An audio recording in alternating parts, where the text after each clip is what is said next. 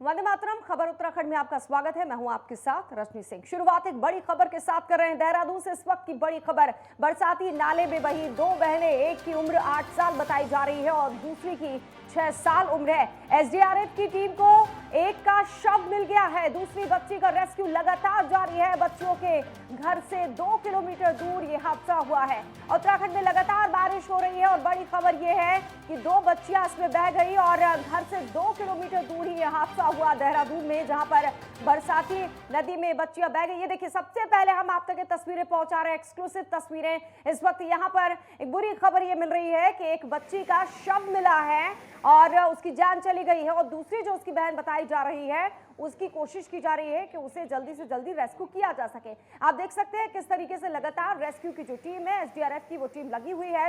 लोग भी प्रार्थना कर रहे हैं कि बच्ची जल्द से जल्द मिल जाए। 2 बच्चियां यहां पर बह गई तेज पानी में। पुलिस भी आप देख रहे हैं, लोग भी, परिवार के लोग चिंतित है, आसपास के लोग चिंतित है और लगातार जो कीचड़ है, नाला है, वहां पर भी देखा जा रहा है कि यहां पर कम से कम बच्ची मिल जाए। ये देखिए, तेज बहाव इस तरीके से बहती चली गई 2 बच्चियां और उसमें से जो दूसरी बच्ची, उसको रेस्क्यू किया जा रहा है और ये बताया जा रहा है दोनों बहनें थीं।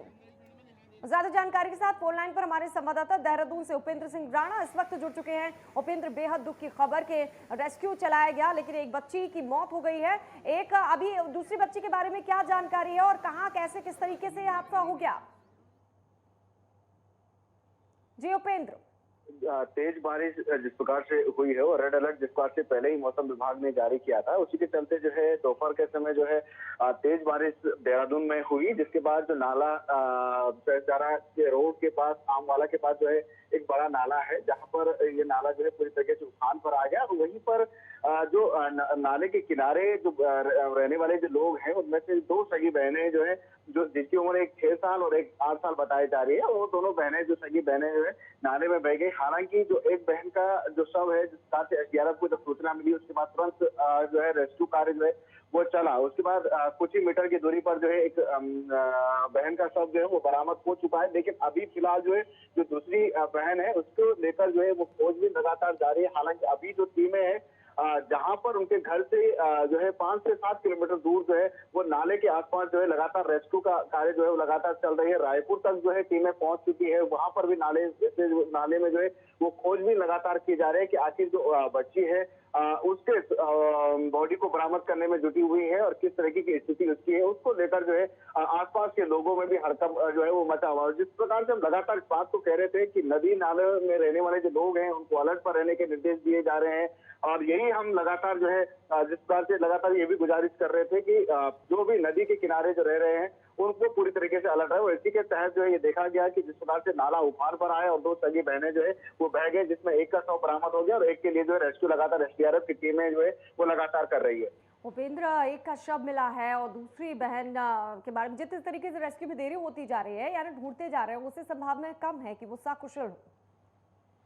बिल्कुल, जिस प्रकार से जो है करीब 1:30 बजे की घटना जो है ये बताई जा रही है और 1:30 बजे के बाद जिस प्रकार से नाला उफान पर आया उसके बाद जो है दोनों सगी बहनें जिस प्रकार से बही और करीब 4 बजे के करीब जिस प्रकार से एक बहन का शव जो है वो बरामद हुआ है, उसके बाद से यही अंदाजा लगाया जा रहा है कि बचने की उम्मीद हालांकि कम है। ये तो अभी ज्यादा उम्मीदें जो है वो काफी कम लगाई जा रही है, लेकिन ये सबसे पहले जो है वो रेस्क्यू जिस प्रकार से चल रहा है उसमें ये देखा जा रहा है कि बच्ची का जो शव है अगर उसको किस तरीके से जो बरामद, अभी फिलहाल जो है वो रेस्क्यू जो है वो चल रहा है। 7 से 8 किलोमीटर दूर रायपुर स्थित वहां पर जो है एसडीआरएफ की टीमें पहुंच चुकी है, लगातार खोजबीन जो है वो जारी है और जो जिस प्रकार से जो आसपास के जो लोग हैं उसमें उनमें भी जो है वो हड़कंप मचा हुआ है।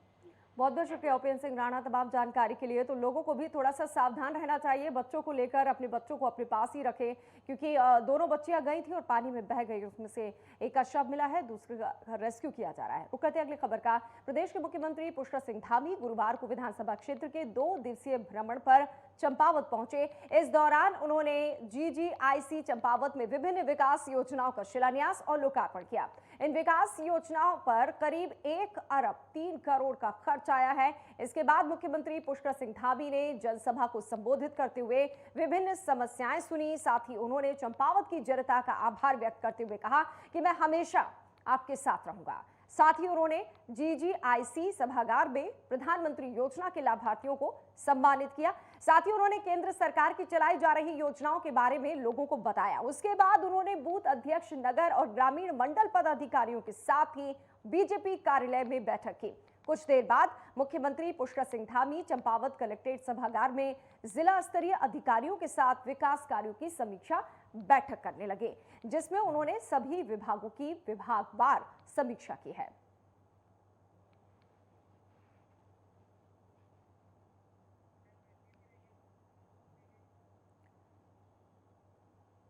पूर्व राज्यसभा सांसद और कांग्रेस नेता प्रदीप टमटा पौड़ी पहुंचे, जहां प्रदीप टमटा ने देहरादून में बनने जा रहे नए विधानसभा भवन का सरकार को घेरा है। प्रदीप टमटा ने कहा है कि स्थायी राजधानी गैरसैंण को बनाए जाने के बजाय वर्तमान बीजेपी सरकार देहरादून में नया विधानसभा भवन बनाने जा रही है, जो कि राज्य की जनता के साथ छलावा है।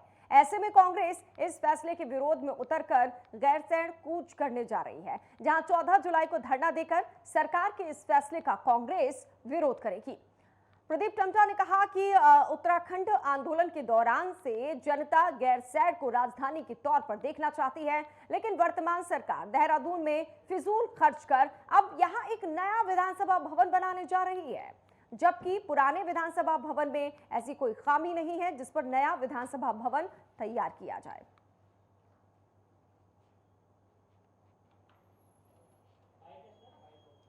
इसमें राज्य की राजधानी, स्थायी राजधानी का प्रश्न आज तक नहीं सुलझा है और बिना उस प्रश्न को हल किए हुए देहरादून में एक नए विधानसभा या सचिवालय भवन की जो निर्माण की हलचल चल रही है और बीजेपी और मुख्यमंत्री के चाटुकरण जो हैं उनकी उपलब्धि बता रहे हैं, हमारा प्रश्न है और उसी के लिए हम गैरसैंण कल अपना विरोध दर्ज करने जा रहे हैं कि जब तक राज्य की स्थायी राजधानी के प्रश्न का हल नहीं हो जाता है, गैरसैंण में आप एक दूसरा विधानसभा भवन क्यों बनाने चाह रहे हैं। डोईवाला में भिक्षा नहीं शिक्षा दो अभियान के तहत कई संस्थानों ने एक क्षेत्र में 11 बच्चों का रेस्क्यू किया है।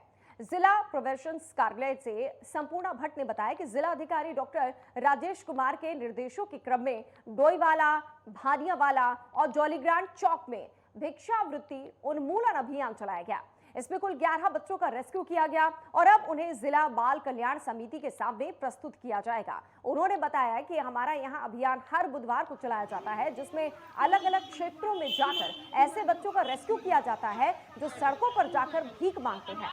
उन्होंने बताया कि जिन बच्चों का रेस्क्यू किया जा रहा है, बाद में उन बच्चों की मॉनिटरिंग की जाएगी कि वो बच्चे आगे भी भीख तो नहीं मांग रहे हैं। इसके लिए उनके स्कूलों में जाकर उनका पता लगाया जाएगा कि वो बच्चे अब भी स्कूलों में पढ़ रहे हैं या नहीं।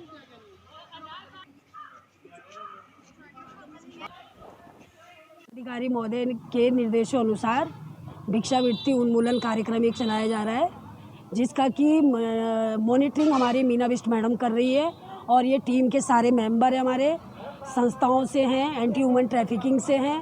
और आज हमने जो है 11 बच्चे रेस्क्यू किए हैं, जिसमें से 6 बालिकाएं और 5 बालक हैं। और ये ज़्यादातर आपके केशवपुरी बस्ती के बच्चे हैं। इनके हाथों में उन्होंने वो चिड़ियाएँ पकड़ा के तरीके बदल दिए भीख मांगने के। तो इस तरीके से ये चलाया जा रहा है। इसको रोकने के लिए हमारा ये एक अभियान चल रहा है। प्रत्येक बुधवार को, मतलब महीने में 4 बुधवार को हमारे अलग अलग दिशाओं पे चलते हैं।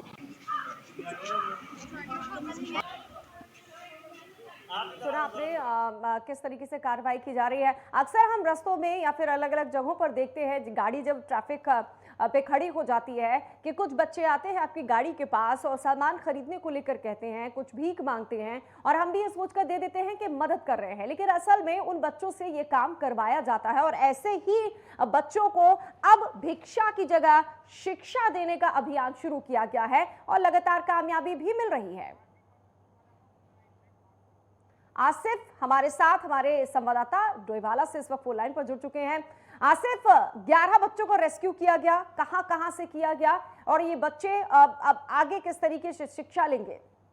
जी देखिए, मैं आपको बता दूं, ये अलग अलग डोईवाला के अलग अलग जगह, भानियावाला, डोईवाला, जॉलीग्रांट एरिया से इनको रेस्क्यू किया गया है। ये टीम देहरादून से अलग अलग संस्थाओं से आई थी और इन्होंने कुछ बच्चों को रेस्क्यू किया है, जिसके अंदर 6 बालिकाएं और 5 बालक हैं। और इनको रेस्क्यू कर अब जिला बाल आयोग लिया जाएगा, उनकी बैठक ली जाएगी और इनको स्कूल में डाला जाएगा। जिनके बच्चे जो बच्चे हैं उनके जो माता पिता वहां पर आएंगे उनको लेने, तो उनके समक्ष उनको दे दिया जाएगा और जिनके माता पिता नहीं आएंगे उनको स्कूलों में पढ़ाया जाएगा। जी जी हाँ से चलिए, बच्चों को तो रेस्क्यू कर लिया गया और दिशा भी अब उनकी बदल रही है शिक्षा की तरफ। भिक्षा को छोड़ना चाहिए, वैसे भी ऐसे बच्चों को पढ़ना चाहिए, लेकिन जो लोग ये सब कुछ करवा रहे हैं, क्या उनका कुछ पता चला या उनके खिलाफ कोई कार्रवाई की जाएगी?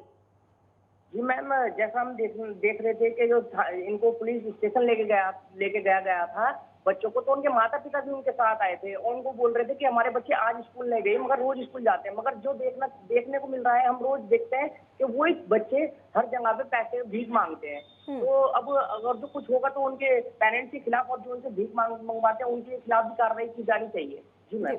आसिफ, आज तो 11 बच्चे किए गए हैं, एक बड़ा अभियान, 11 बच्चों को रेस्क्यू किया। अभी तक ऐसे कितने बच्चों को रेस्क्यू किया गया है, क्योंकि अभियान हर बुधवार को चलाया जाता है? जी मैम, ये अलग अलग क्षेत्रों में चलाया जाता है। जैसे आज डोईवाला चलाया गया, इससे पहले देहरादून भी चलाया गया था, उसमें भी लगभग 10 से 15 बच्चे इन्होंने रेस्क्यू किए गए थे और लगातार हर बुधवार को इनका रेस्क्यू किया जाता है। शुक्रिया आसिफ हसन इस तमाम जानकारी के लिए। तो बच्चों का रेस्क्यू किया जाता है, भिक्षा की जगह शिक्षा की तरफ रुख किया जा रहा है। इनमें बताया जा रहा है कि कभी कभी तो पेरेंट्स भी ये करने के लिए बोलते हैं, लेकिन अब बच्चों को शिक्षा मिल पाएगी। रुक रहे हैं छोटे से ब्रेक के लिए, लौटेंगे ब्रेक के बाद।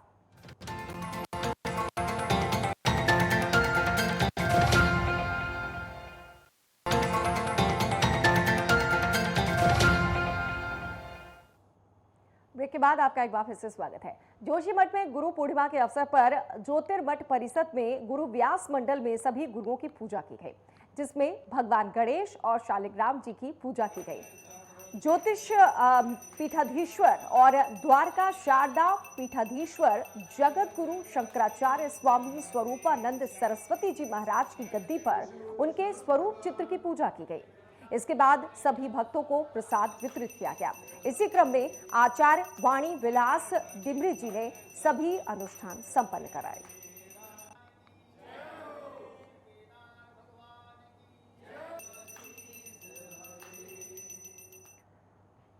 उत्तराखंड को फिल्म शूटिंग की पसंदीदा डेस्टिनेशन बनाने के लिए राज्य में एक फिल्म सिटी बनाई जाएगी। विशेष प्रमुख सचिव अभिनव कुमार ने फिल्म सिटी बनाने के लिए भूमि चयन करने के निर्देश दिए हैं। मुख्यमंत्री कैंप कार्यालय स्थित सभागार में सूचना विभाग की समीक्षा बैठक की गई।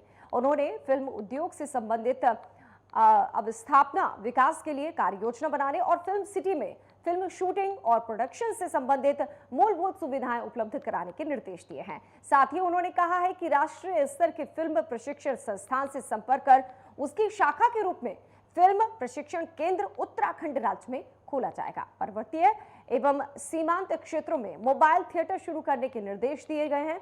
इसके लिए एक सब्सिडी योजना बनाने को भी कहा गया है। राज्य के विश्वविद्यालयों में फिल्म एवं फिल्म निर्माण की विधि से संबंधित कोर्स भी प्रारंभ करने के लिए निर्देश दिए गए हैं। साथ ही सीएम हेल्पलाइन से संबंधित विभागीय प्रकरणों का प्राथमिकता के साथ समाधान करने के भी निर्देश दिए।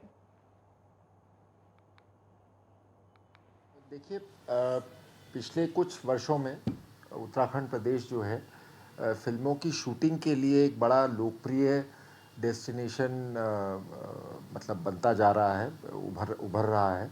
और साथ ही साथ ये तो खैर रीसेंट डेवलपमेंट है, पर साथ ही साथ कई सालों से उत्तराखंड के कई सारे प्रतिभाशाली लोग मुंबई फिल्म इंडस्ट्री में, टेलीविज़न इंडस्ट्री में और जगह भी अपनी बड़ी लोगों ने पहचान बनाई है। तो उसके चलते सरकार का की ये मतलब सोच थी कि उत्तराखंड की जो प्रतिभाएं हैं उनको उत्तराखंड में ही रहकर फिल्म जगत में अपना योगदान देने के लिए अवसर प्रदान किए जाए। उत्तराखंड में मानसून की दस्तक के साथ ही आपदा प्रबंधन विभाग भी मुस्तैद नजर आ रहा है। देहरादून स्थित आपदा प्रबंधन कंट्रोल रूम में सभी विभागों के कर्मचारियों की ड्यूटी 24 घंटों के लिए लगाई गई है, जिनका काम प्रदेश में अलग अलग जगहों पर हो रही घटनाओं का तुरंत अपने उच्च अधिकारियों को सूचना देने का है। साथ ही अधिकारियों की ड्यूटी भी आपदा कंट्रोल विभाग में लगाई गई है, जो कि समय समय पर मॉनिटरिंग की रिपोर्ट को मुख्यमंत्री कार्यालय से लेकर मुख्य सचिव तक पहुंचाने का काम करते हैं।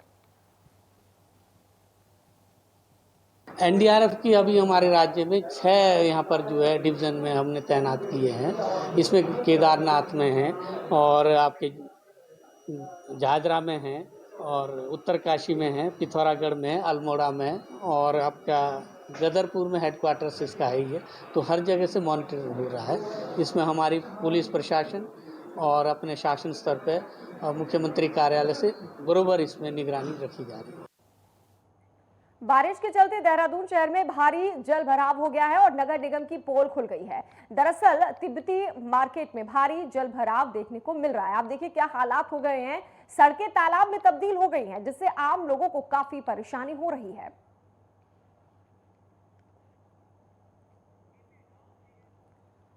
लक्सर में लंबे इंतजार के बाद आखिरकार संतोषजनक बरसात का आगाज हो गया। दोपहर को हुई झमाझम तेज बारिश के बाद क्षेत्रवासियों को और तेज धूप के कारण भीषण गर्मी से निजात मिल गई।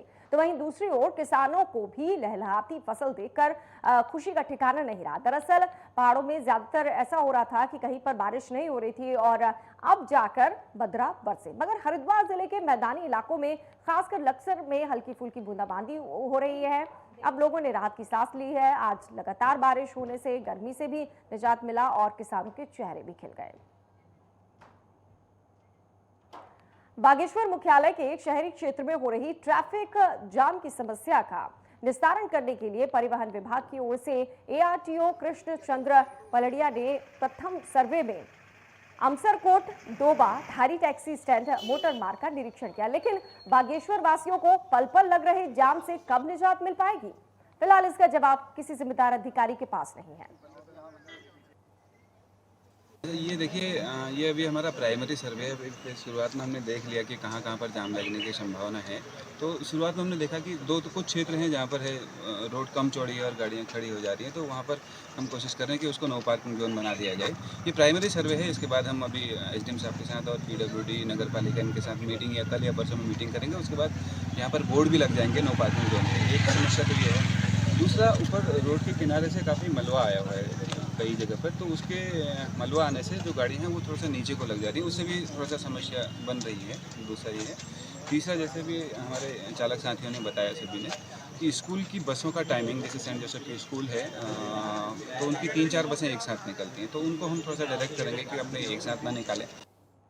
इधर लक्सर में स्वास्थ्य विभाग द्वारा एक फुल्ली वैक्सीनेशन लक्ष्य के तहत कैंप आयोजित किया गया। इस दौरान औद्योगिक संस्थान में बतौर 150 कर्मचारियों को वैक्सीन की डोज लगाई गई। वैक्सीनेशन कार्यक्रम में क्षेत्र के उप जिला मजिस्ट्रेट गोपाल राम बिनवाल और गेस्ट ऑफ ऑनर के रूप में माननीय न्यायाधीश मोहम्मद रिजवान अंसारी और deputy CMO doctor Anil Verma शिरकत करने पहुंचे, जहां बतौर मुख्य अतिथि की ओर से कार्यक्रम में फीता काटकर इसका शुभारंभ किया गया और टीकाकरण की शुरुआत करते हुए वैक्सीनेशन कैंप में 150 कर्मचारियों को वैक्सीन मुहैया कराई गई। यहाँ पर एक प्रिकॉशनरी कोविड की वैक्सीनेशन की जो डोज लगनी है उससे संबंधित एक कैंप का आयोजन किया गया है। इसमें श्री सीमेंट के द्वारा अवगत कराई गई कि लगभग उनके 3000 कर्मचारी हैं। पूर्व में उनको दोनों डोज लगाई जा चुकी है। ये प्रिकॉशनरी डोज आज यहाँ पे उसका शुभारंभ किया जा रहा है और मुझे उम्मीद है कि यहाँ के सभी कर्मचारी जो हैं उनको ये प्रिकॉशनरी डोज लगाई जाएगी। और हमारे कोविड के जो पेशेंट हैं, जब सभी जिन लोगों को 6 महीने हो गए, पहले 9 महीने था प्रिकॉशनरी डोज के लिए, अब श्री सीमेंट में आज हमारे 285 है, हमारी टीम आई हुई है यहाँ पे, सभी लोगों को हम लोगों ने शुरू करा दिया और आज 285 को 100% हम प्रिकॉशनरी डोज देंगे। और क्योंकि ये सभी लोग आउट ऑफ स्टेट भी जाते हैं, इनके ड्राइवर्स भी हैं और भी कर्मचारी हैं, तो बाहर खतरा बना रहता है कोविड का कि कोविड का संक्रमण कम से कम इन लोगों को या किसी और को कम फैले, तो उसी को मद्देनजर रखते हुए इन लोगों ने एक निर्णय लिया कि हाँ 100% हम लोगों को कोविड की प्रिकॉशनरी डोज देंगे। चक्राता में एसआरएम महाविद्यालय कॉलेज साहिया के छात्र छात्राओं की ओर से नशे के खिलाफ रैली निकालकर नशा मुक्त जौलसार बनाने का संकल्प किया गया। इसी क्रम में रैली में पुलिस और लोगों ने प्रतिभाग किया। साहिया में छात्र छात्राओं की ओर से स्लोगन, पोस्टर और नारों के जरिए से नशे से दूर रहने का संदेश दिया गया। इस मौके पर जागरूक लोगों ने नशे से होने वाले दुष्परिणाम की विस्तृत जानकारी दी। उन्होंने छात्र छात्राओं को नशे से दूर रहने के लिए प्रतिज्ञा दिलाई। इसी के साथ ही उन्होंने साहिया बाजार को नशा मुक्त बनाने के लिए छात्र छात्राओं को घर घर जाकर नशे के खिलाफ अभियान जारी रखने की अपील की। साथ ही कहा कि नशा लगातार युवाओं को खोखला बनाता जा रहा है। युवा देश की धरोहर है इनको बचाना हम सबका कर्तव्य है। उन्होंने कहा कि पुलिस के साथ जागरूक लोगों को भी आगे आना होगा, तब जाकर नशे से युवाओं को बचाया जा सकता है।